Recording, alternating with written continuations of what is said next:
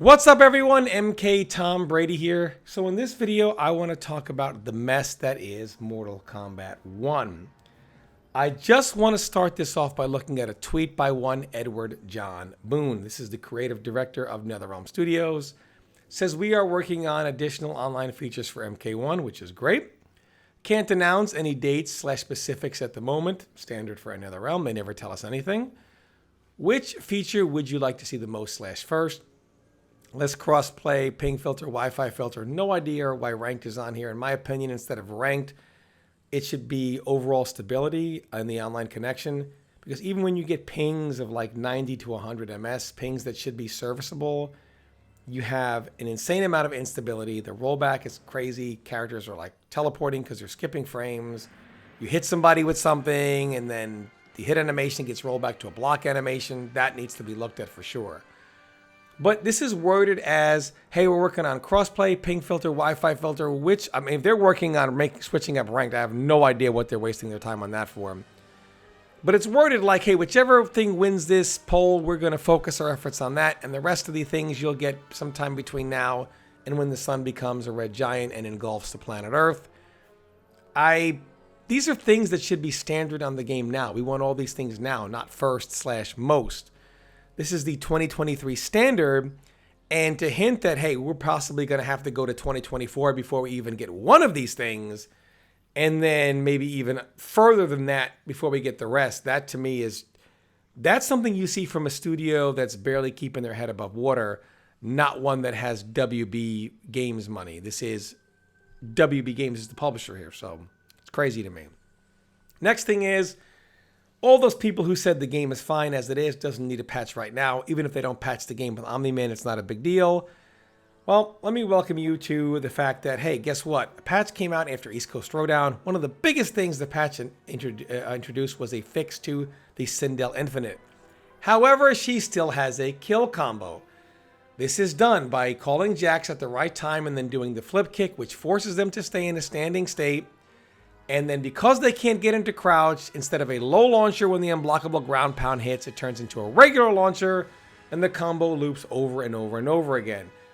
Even worse, this is not just a Sindel thing where you can just say, oh, simply just ban the Sindel Infinite. This is a thing done by multiple characters, some of which we were just beginning to discover, where they keep you in a restand state, and then Jax comes in. So this is done with multiple characters in multiple situations. Sonic Fox, as well as several others, tweeted out about not just the Sindel thing, but I guess the situations that the Jax ground pound can cause. Saying that it needs to be reworked. A lot of other players saying this needs to be patched immediately, needs to be corrected immediately. This isn't even something you can make a rule around because so many characters can probably end up doing it. Well, I shouldn't say so many, but more than, I'd say probably 2 or 3, I think, is being reported.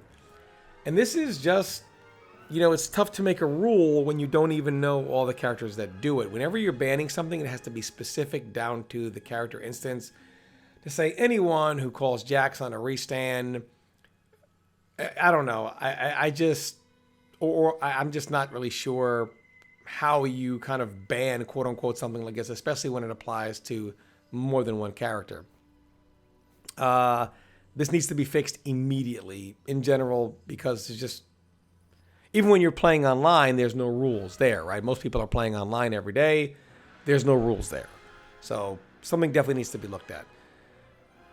And in closing, I want to look at really what's being talked about right now, which is Nerf Johnny Cage.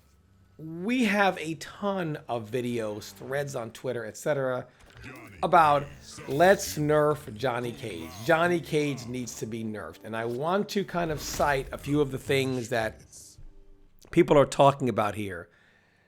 They bring up the fact that, you know, Johnny Cage, normally outside of week 1 of the 3rd variation patch of MK11, where he had a really good projectile for a week until they nerfed it, Johnny Cage has not really had a very good projectile in this game, not at all.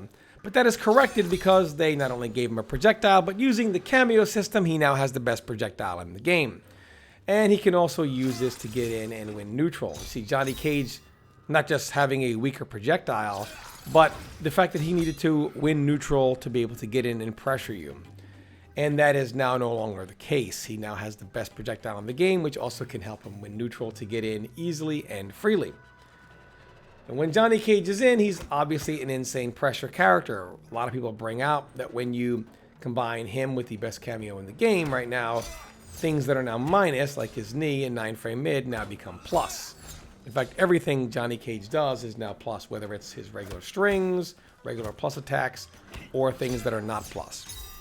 And of course, you can armor through this, but he can bait that, block it, and punish you. He's an extremely oppressive offensive character. But Johnny Cage has really always been like this. And this has always been the case. So why is it an issue now? And I'm not going to make this an Ice Clone issue because it's a lot more than that. Johnny Cage's opposites have always been in Mortal Kombat normally. So normally you'll have lame characters, good keep away characters, oppressive zoning characters to match the oppressive offensive characters. But people have just deemed that things that are the opposite of Johnny Cage shouldn't be in the game. Nobody wants to deal with it. Well, what do you think is going to happen when you remove Johnny Cage's opposites on the other end of the spectrum? Certainly, Johnny Cage is not going to get any worse. It's only going to be easier for him to come in and obliterate you. This is what happens when you remove a lot of the things that used to be in games to counterplay characters like Johnny Cage. Now they do what they want, when they want, and everybody wants to cry about it. I do want to bring up some data here that is funny. A lot of people bring up the Cyrex patch, and if you like, I don't agree with the changes they made to Cyrex, but it is believed that after East Coast Throwdown, NRS went off quote unquote data, right? Hey, the data says, look how much Cyrex was used in the top 8. Cyrex. Clearly something had to be done. Well, let's look at the data, shall we? There were no Baraka representatives in top 8. Yet, I mean, no one disagrees that Baraka had to be changed in some way. I just don't agree with all the ways they changed him. Raiden's damage obviously had to be toned down as well. They made some changes to Raiden. We don't disagree with that. But Johnny Cage, look at there was no Barakas in top 8, right? Zero Barakas. Zero. Johnny Cage. 3 players mained him, and a 4th player used him in a couple of situations. So you could say 4 Johnny Cages, if you want to get technical, 3.5 Johnny Cages in top 8. Half of the top 8 was basically Johnny Cage. Yet, he remains unchanged. But for the same quote-unquote data that you could apply to Johnny Cage, they applied to Cyrex. Now, I believe that a patch is desperately needed during the Omni-Man release. And if you look at Johnny Cage, really it comes down to a simple problem in its philosophy. When you this is where the game's philosophy is right now. The powerful characters in the game, the cameos make extremely powerful. Like, you team the best character with the best cameo, you're going to have an extremely powerful character. But then the worst characters in the game, the most powerful cameo makes barely playable. What philosophy is that where the most powerful become more powerful and the least powerful become barely usable? That is a terrible philosophy, but unfortunately, that is the philosophy in which Mortal Kombat 1 is currently run on. And really, when you look at a lot of the safeguards they have in the game, like Natara, I got it. We had Jackie and MK11. They were like, hey, last time we had a character running around, jumping around everywhere. Look what happened. But the problem wasn't a Jackie problem. It was Mortal Kombat 11 is watered down problem. And the power just was only distributed to a couple of characters. Characters like Reptile. Like, Reptile's always been able to do Reptile stuff. Well, we want to, I don't know, we don't really want him doing force balls and walking around behind them and being invisible. Can't have that. Sub-Zero can't do Sub-Zero stuff. Scorpion can't do Scorpion stuff. He only had Cyrex. Now Cyrex is gone. However, Johnny Cage has always done this. They apply knowledge of, well, stuff like this has been, a little bit of whatever in the past. And I don't even know where they get that on Reptile. But Johnny Cage has always done this. Do you not think, NetherRealm, do you think they really sat there and said, wow, Johnny Cage is that oppressive up close? Who knew? This is new information to us. He's always done that. Yet this is allowed to live. This is not the first time Raiden's had extreme escapability.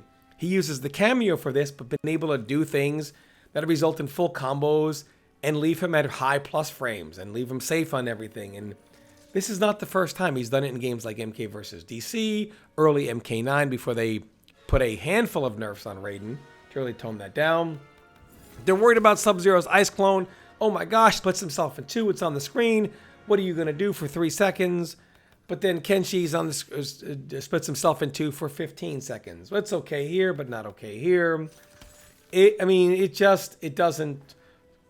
The philosophy just doesn't really work. I mean, I feel like if they're going to take Johnny Cage should be powerful. Raiden should be powerful. Kenshi should be powerful. This is all fine. The problem is you need to take the handcuffs off everyone. You know, don't say the answer is not take Johnny Cage, put him in the floor, put Raiden more in the floor. You know, take Kenshi, put him in the floor. That is not the answer. The answer is the power needs to go all the way around. You know, I get people complain about Kung Lao also. They complain about EX back forward 2. It's a safe armor attack. It launches with Goro, etc. The character's whole game plan is do something. You can't do anything to me because I have this. And while I'm attacking you, I could at any time check you when you want to respond because I have this. You remove that one thing that he uses, the character becomes terrible. But that is his power, and it works, and it makes him viable. Doesn't mean, take that away. Look at the armored launchers, look at whatever. It just means look at the power overall in the game. Don't take handcuffs off a few things and leave them everywhere else. And that is what Mortal Kombat 1 has done, unfortunately. This game desperately needs a patch with Omni-Man's release. I cannot stand doing low hat, everything to barely survive. You're using the lower tier characters in the game are basically playing Kung Lao as the cameo as their main character, with their main character more so as the cameo. This is terrible. It's agonizing. And they really need to take a hard look at this game. I really hope they are doing that and we get a patch for Omni-Man.